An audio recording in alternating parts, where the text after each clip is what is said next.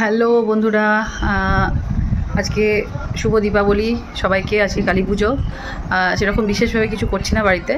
তো একটু মোমবাতি জ্বালিয়েছি, প্রদীপ জ্বালিয়েছি, পুজো দিয়েছি। আর একটু এই আমাদের যাদবপুরেই ঘুরতে যাচ্ছি, একটু টুকটাক ঘুরে আবার চলে আসবো। এই যে দেখো মা শুয়ে আছে এখানে, মা শুয়ে শুয়ে ফোন দেখছে। যে এটা আমাদের কালী মা, তারা মা। এই যে দেখো মোমবাতি জ্বালানো হয়েছে আশেপাশে বাড়িতে।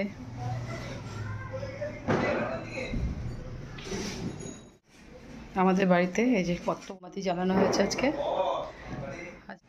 মোমবাতি দেওয়া হয়েছে।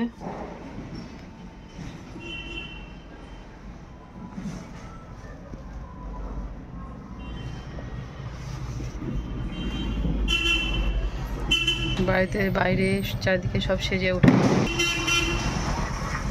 তো চলো এখন আমি বেরোবো একটুখানি বাইরে, আমি যাদবপুরেই একটু বেরোবো।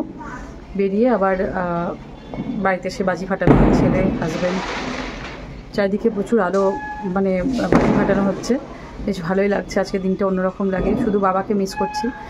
বাবা 2 বছর আগে ও এসেছিল আমার বাড়িতে, 1.5 বছর আগে প্রায় এসেছিল। কালী পুজোর সময় আসতো, খুব আনন্দ করতাম আমরা একসঙ্গে। কিন্তু আজকে বাবা নেই, সেই মানুষটাকে খুব মিস করি। পুজো আর্চার দিনে, কোনো আনন্দের দিনে বাবাকে খুব খুব মিস করি আমি এবং আমরা সবাই।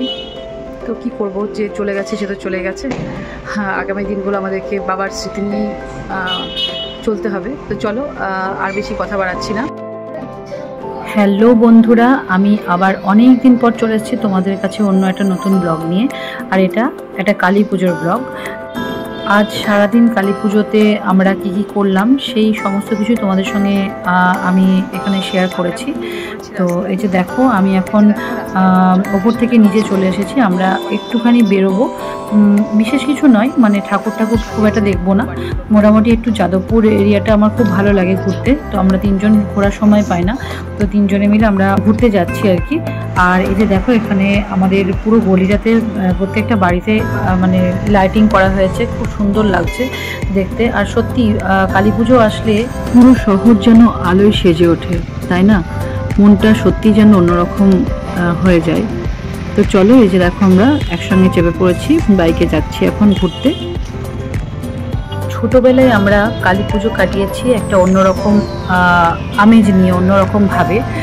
সে একটা দিন ছিল, সে ভাষায় প্রকাশ করা যাবে না। আমাদের বাড়িতে, আমাদের নিজেদের বাড়ি আর কি, দেশের বাড়িতে বিশাল বড় করে কালী পুজো হতো। তো তারপরে দাদু মারা যাওয়ার পরে তারপর থেকে সেই কালী পুজো বন্ধ হয়ে যায়। খুব ধুমধাম হতো বাড়িতে, খুব আনন্দ হতো। কিন্তু বিয়ের পরে আমি কালী পুজোতে কোথাও যাই না, কলকাতাতেই থাকি। ভালো লাগে কলকাতায়, এত বাজি ফাটানো হয়, এত চারিদিকে আলো, আমার ভীষণ ভালো লাগে। আসলে নিজের পাড়া, নিজের জায়গা, যাদবপুর জায়গাটা পুরোটাই আমার নিজের পাড়া বলতে গেলে, নিজের জায়গা বলতে গেলে। এখানে বেরোলেই সবাই আমাকে চেনে, পুরো যাদবপুরটা আমি চিনি, আমি পুরো চষে বেড়াই। আমি নিজে থেকে অনেক সময় মার্কেটিং করি, তো সেই জন্য আমার ভীষণ ভালো লাগে।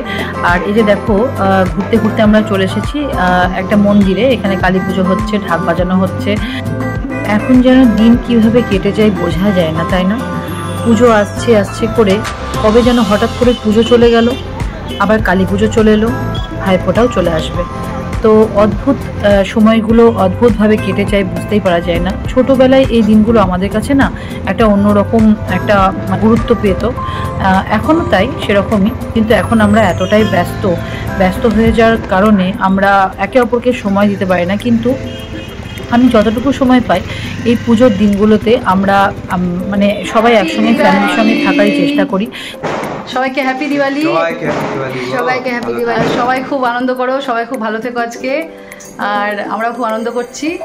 আর এই যে দেখো বাইরে পুরো ঘর, আমরাও একটু ঠাকুরকে ফুল মালা দিলাম, বাজার টাজার করে আনলাম, একটু ঘুরে এলাম, ভালোই লাগলো। এরপর বাজি ফাটানো হবে, আমরা যাব বাজি ফাটাতে ছাদে।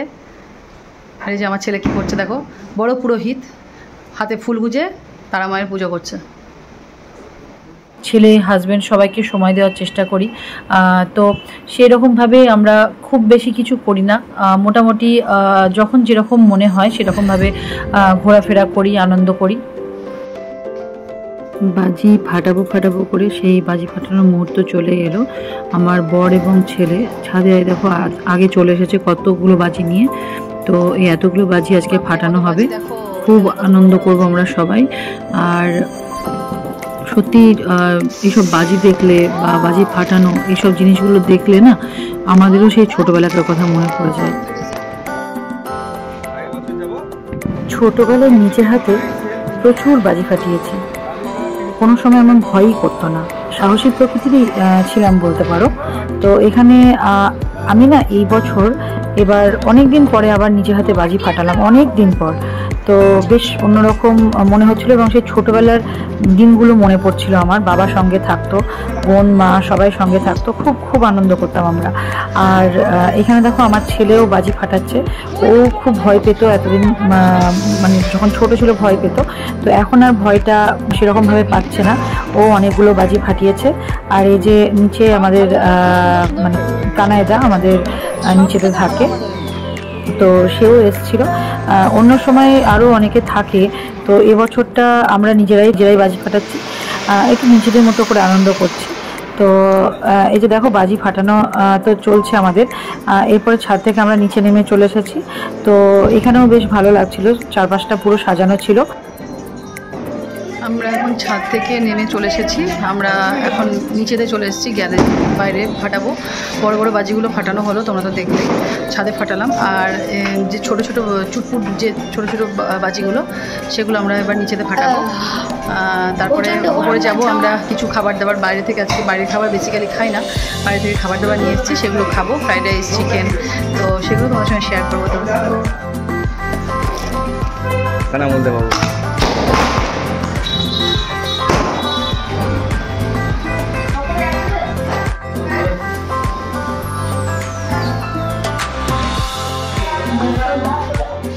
হ্যালো, আমরা এখন বাজি টাজি ফাটিয়ে চলে এসেছি। এই যে দেখো এখন মুভি চালিয়েছি, হইচইতে এখন একটা মুভি চলছে নিশির ডাক বলে। তো আমরা এখন বসে দেখছি, বেশ গাটা ছমছম করছে, মানে অমাবস্যার দিনে ভূতের আছে। এই যে মুভি দেখছে, ছেলে আসছে, ছেলে ঘরে আছে। এবার আমরা খাওয়া দাওয়া করবো আর মুভিটা দেখবো। তো বন্ধুরা, তোমরা কেমন কালী পুজো কাটালে সেটা কিন্তু অতি অবশ্যই জানিও। আর আজকে বেশি টানলাম না, ভিডিওটা এখানে শেষ করব, অনেক রাত হয়ে গেছে, আমরা সবাই ডিনার করছি এখন। তো তোমরা কেমনভাবে কালী পুজোটা কাটালে, কতগুলো বাজি ফাটালে এবং কীভাবে আনন্দ করলে সব কিছু কিন্তু শেয়ার করো। তো এই যে দেখো আমরা এখন খাওয়া দাওয়া করছি, ডিনার করছি, ছোট্ট একটা মানে দিওয়ালি পার্টি হচ্ছে। তো তোমরা কীভাবে কাটালে জানিও। সবাই খুব ভালো থেকো, টাটা, দেখা হচ্ছে আবার নেক্সট কোনো ব্লগে।